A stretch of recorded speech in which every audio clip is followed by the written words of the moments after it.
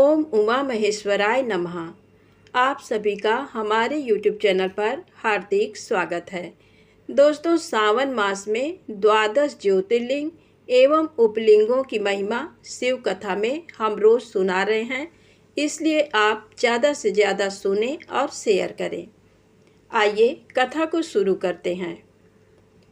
निर्विकार होते हुए भी जो अपनी माया से विराट विश्व का आकार धारण करते हैं, स्वर्ग और मोक्ष जिनकी कृपा से वैभव माने जाते हैं, जिन्हें मुनिजन सदा अपने हृदय में अद्वितीय आत्मज्ञानानंद रूप में देखते हैं, उन दिव्य तेज से संपन्न भगवान शिव शंकर, जिनका आधा शरीर शैलराज पुत्री देवी पार्वती से सुशोभित है, उन्हें सदैव मेरा नमस्कार है। जिसकी कृपा पूर्ण चितवन सुंदर है, जिनका मुख सदैव मंद मुस्कान की छटा से मनोहर है, चंद्रमा की कलाएं जिनके स्वरूप को निर्मल उज्जवल करती है, जो त्रितापों आदि भौतिक आदि दैविक तथा आध्यात्मिक को शांत करते हैं, जिनका स्वरूप सच्चिन्मय एवं परमानंद रूप से प्रकाशित होता है, जो सदा गिरिजा नंदिनी पार्वती के साथ विराजते हैं, वे शिव नामक तेज पुंज सबका मंगल करें। एक बार मुनियों ने सूत जी से कहा, हे सूत जी, हे मुने, आप इस जगत के मंगल के लिए पृथ्वी के तीर्थ स्थानों में श्रेष्ठ व प्रसिद्ध शिवलिंगों की कथा का वर्णन कीजिए। मुनियों के प्रश्नों को सुनकर महाज्ञानी सूत जी बोले, हे ऋषियों, आपने संसार के हित की कामना से बड़ा सुंदर प्रश्न किया है। आपकी भगवान शिव में अगाध भक्ति और उनकी कथा में महान रुचि है। आपकी इच्छा के अनुसार मैं आपको शिव जी की उत्तम कथा सुनाता हूँ। भगवान शिव के लिंगों की गणना तो असंभव है। उनके असंख्य लिंग पूरे ब्रह्मांड में फैले हुए हैं। अब मैं आपको मुख्य लिंगों की कथा सुनाता हूँ। सौराष्ट्र में सोमनाथ जी, श्रीशैल में मल्लिकार्जुन, उज्जैन में महाकालेश्वर, ओंकार जी में परमेश्वर, हिमालय पर्वत पर केदार, डाकिनी देश में भीमशंकर, काशी में विश्वनाथ जी, गोमती नदी के तट पर त्र्यंबकेश्वर, सेतुबंध में रामेश्वर एवं शिवालय में घुसमेश्वर नामक 12 ज्योतिर्लिंग विद्यमान हैं। जो मनुष्य प्रातः उठकर इन 12 ज्योतिर्लिंगों का स्मरण कर पूजन व उपासना करता है, उसके सभी पाप नष्ट हो जाते हैं और सभी कामनाएं एवं मनोरथ सिद्ध हो जाते हैं। इन ज्योतिर्लिंगों पर चढ़ा हुआ नैवेद्य का प्रसाद ग्रहण करने से मनुष्यों के सभी पाप नष्ट हो जाते हैं तथा समस्त भोगों को भोग कर वह मोक्ष को प्राप्त होता है। निम्न जाति का कोई व्यक्ति यदि किसी लिंग का दर्शन कर ले तो वह उच्च कुल में जन्म लेता है। इन 12 ज्योतिर्लिंगों की महिमा का वर्णन स्वयं ब्रह्मा जी, श्री हरि विष्णु तथा अन्य देवता भी नहीं कर सकते। धरती और समुद्र के मिलने वाले स्थान पर सोमेश्वर जी का अन्नकेश नामक लिंग है। मल्लिकार्जुन से प्रकट रुद्रेश्वर नामक उपलिंग जग प्रसिद्ध है और भृगु में स्थित है। नर्मदा नदी के तट पर स्थित महाकाल शिवलिंग का दुग्धेश नामक उपलिंग है, जो सुख देने वाला है। इसी प्रकार ओंकारेश्वर का उपलिंग कर्दमेश्वर नाम से बिंदु सरोवर के तट पर है। केदारेश्वर का उपलिंग भूतेश्वर नाम से यमुना नदी के तट पर है। ये पापों का नाश करता है। भीमेश्वर उपलिंग भीमशंकर नामक ज्योतिर्लिंग का है और सह पर्वत पर स्थित है। नागेश्वर का उपलिंग मल्लिका सरस्वती तट पर भूतेश्वर नाम से स्थित है और रामेश्वर में घुसमेश्वर लिंग के उपलिंग के रूप में व्याघ्रेश्वर लिंग स्थित है। इस प्रकार मैंने आपको 12 ज्योतिर्लिंगों और उपलिंगों के बारे में बताया। इनके दर्शनों से समस्त मनोरथ सिद्ध होते हैं। सूत जी बोले, हे ऋषियों, पतित पावनी भागीरथी श्री गंगा जी के तट पर मुक्तिदात्री काशी नगरी स्थित है, जिसमें भगवान शिव निवास करते हैं। यहीं पर कृतिका वासेश्वर शिवलिंग स्थित है, जो सब भक्तों की कामनाओं को पूर्ण कर उन्हें मुक्ति प्रदान करता है। यहीं तिल भांडेश्वर, दशाश्वमेध, गंगा सागर, संगमेश्वर आदि अनेक शिवलिंग स्थित हैं। कौशिकी नदी के पास भूतेश्वर और नारीश्वर लिंग स्थित हैं। उत्तर प्रदेश में स्थित नाथेश्वर एवं दूतेश्वर नामक लिंग सभी मनोरथों को पूरा करने वाले हैं। ऋषि दधीच के युद्ध स्थल पर श्रृंगेश्वर, बैद्यनाथ तथा जप्पेश्वर, गोपेश्वर, रंगेश्वर, रामेश्वर, नागेश, कामेश, बितलेश्वर, व्यासेश्वर, सुकेश, भांडेश्वर, हंकारेश, सुरोचन, भूतेश्वर, संगमेश नामक सभी लिंग सब प्राणियों के पापों का नाश करने वाले हैं। सूत जी बोले, हे ऋषियों, ब्रह्मा जी की नगरी में चित्रकूट नामक पर्वत है। वहाँ ब्रह्मा जी द्वारा मत्तंग यंद शिवलिंग स्थित है, जो सभी प्रकार की संपत्ति देने वाला है। इसी प्रकार पूरे संसार में अनेक परम पावन शिवलिंग स्थापित हैं, जो मनोरथों को पूर्ण करने वाले तथा भोग मोक्ष प्रदान करने वाले हैं। पापों का नाश करने वाली गोदावरी नदी के पश्चिम में पशुपति नामक शिवलिंग स्थित है। वहाँ से दक्षिण की ओर जगत का हित करने वाला एवं अत्रि ऋषि की पत्नी देवी अनसुईया को आनंद देने वाला अत्रीश्वर लिंग स्थित है।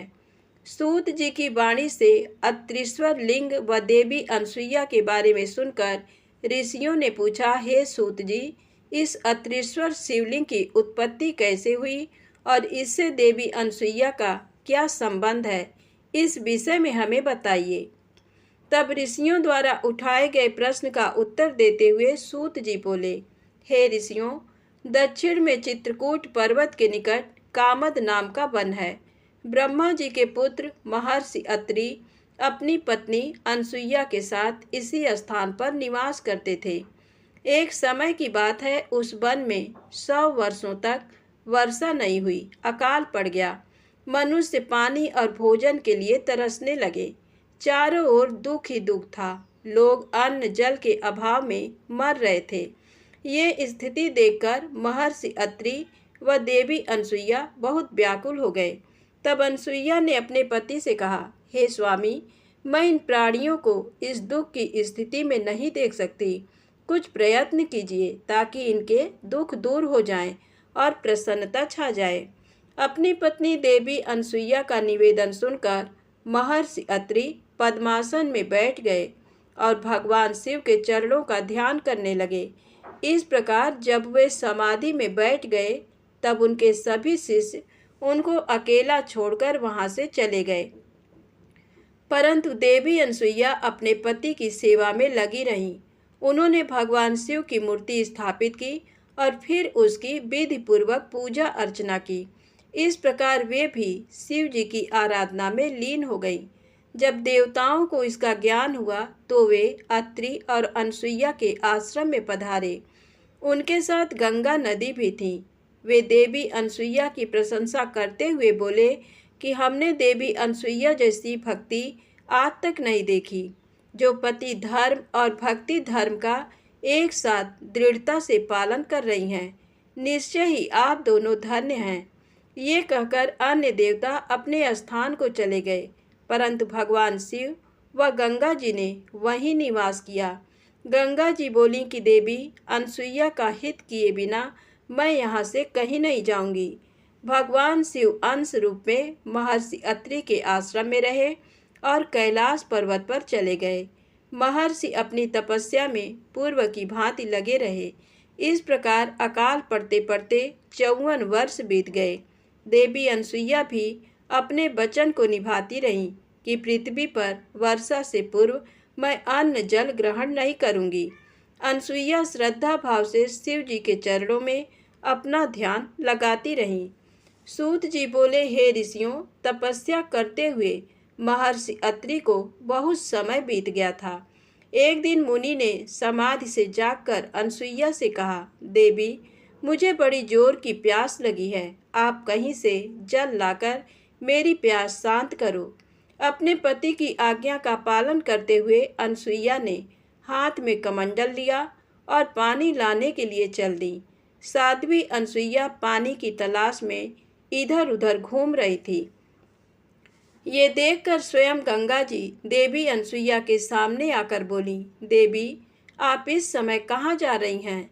तब उनका ऐसा प्रश्न सुनकर देवी अनसुईया ने गंगा जी से पूछा, भगवती, आप कौन हैं और कहाँ से आ रही हैं?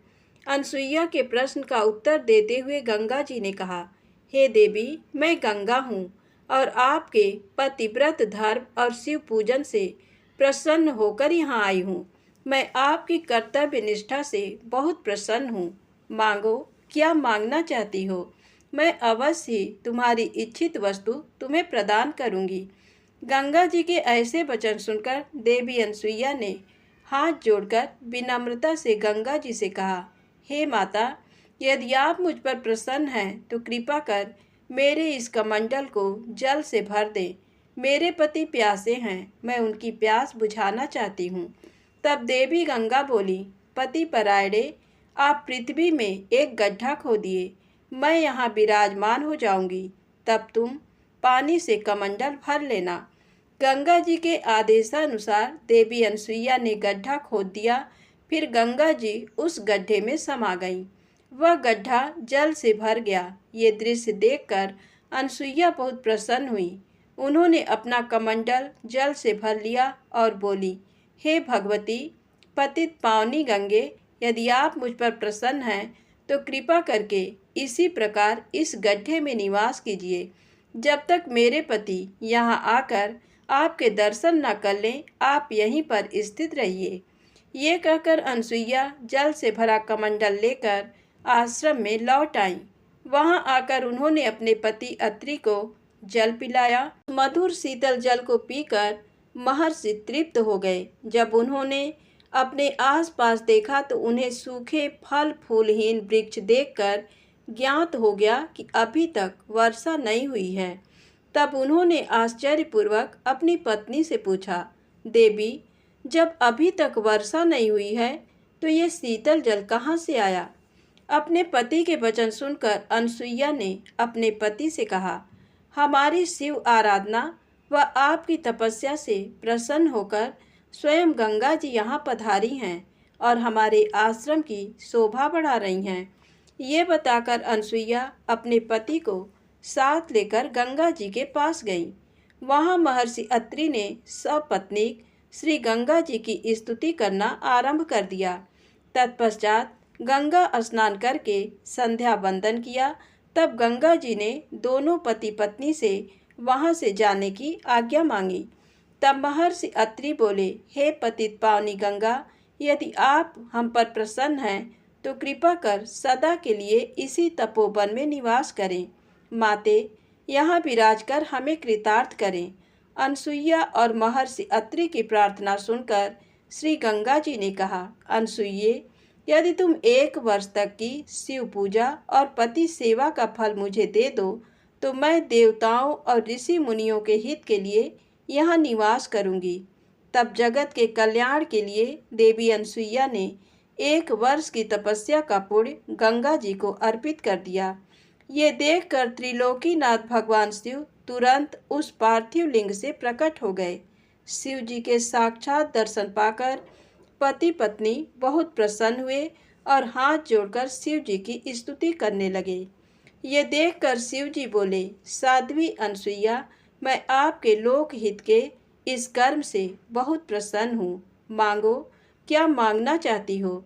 मैं तुम्हें तुम्हारी इच्छित वस्तु अवश्य प्रदान करूँगा। तब पति पत्नी ने भगवान शिव का विधि विधान से पूजन किया और भगवान शिव के बार बार पूछने पर अनसुईया एवं महर्षि अत्रि बोले, हे कृपा निधान देवाधिदेव भगवान शिव, यदि आप हम पर प्रसन्न हैं तो आप देवी पार्वती सहित यहीं निवास करें ताकि यहाँ वर्षा हो, अन्न उत्पन्न हो और सभी प्राणियों का कल्याण हो।